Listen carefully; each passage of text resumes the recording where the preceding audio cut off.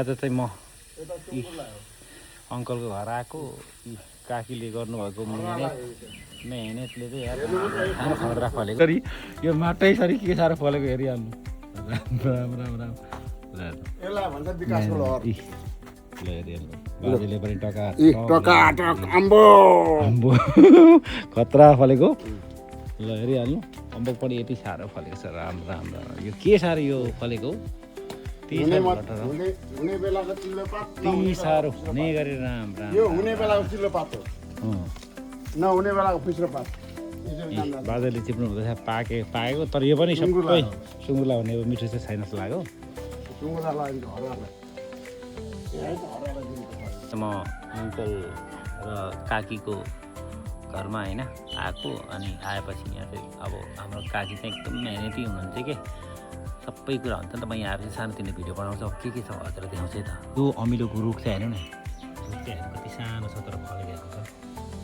फलेको हुन्छ के साह्रो फलेको अब काकी यति धेरै मेहनती हुनुहुन्छ नि कत्रो फलेको हेर्नु त त्यो पनि लेख्नु भएको छ यो होइन किराको बोट होइन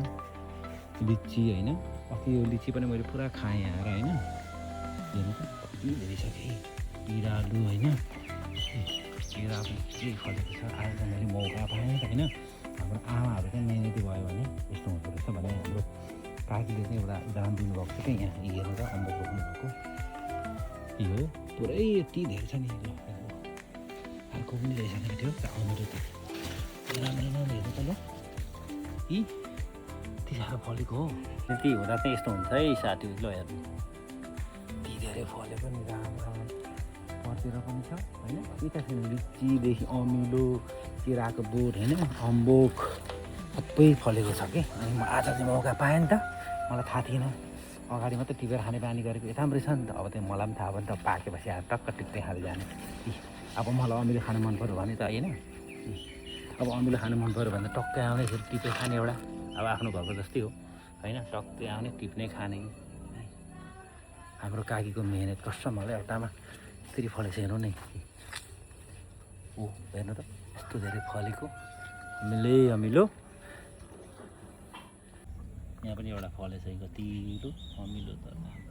यहाँ पनि फल्दो रहेछ तिते करेला त्यस्तिकै यी करेलाहरू फलिरहेको छ ल हेर्नु त्यसले चाहिँ आँखाको छ साग मलाई भाँचिदिन्छु ल हेर्नु त फलेको के साह्रो फलेको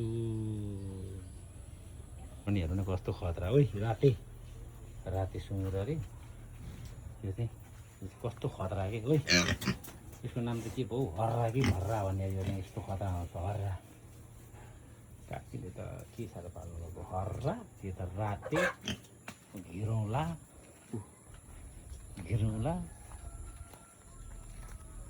ल हेरिहाल्नु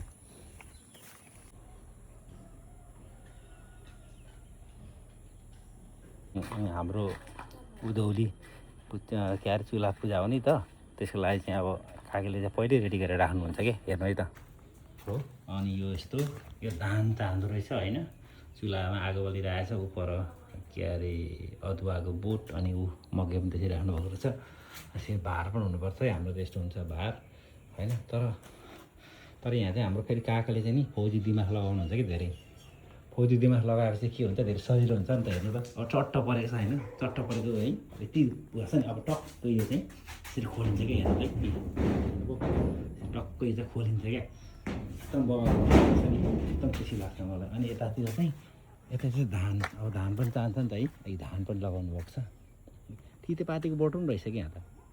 हेर्नु त अदुवा पनि रहेछ सब्जी एकदम बगाल बनाउनु भएको क्या हाम्रो काकीले के गरिसकेपछि मेरो काका काकीको घर त देखाउनै पर्ने हुन्छ। अनि मेरो भाइ अनि धेरै सरहरू पनि यहाँदेखि उसमा रेन्टमा बस्नुहुन्छ कि मोटरसाइकल होइन अनि हाम्रो काका अनि काकीको घर चाहिँ कस्तो छ भन्ने कुरा अब अलिकति पनि हुन्छ नि त फुल लगाउनु भएको छ। यो घर चाहिँ हाम्रो काका काकीको घर चाहिँ यो यहाँबाट भिडियो बनाएको छु हजुरहरूलाई कस्तो लाग्छ है धेरै प्रतिक्रिया दिनु होला हस् त बाई बाई।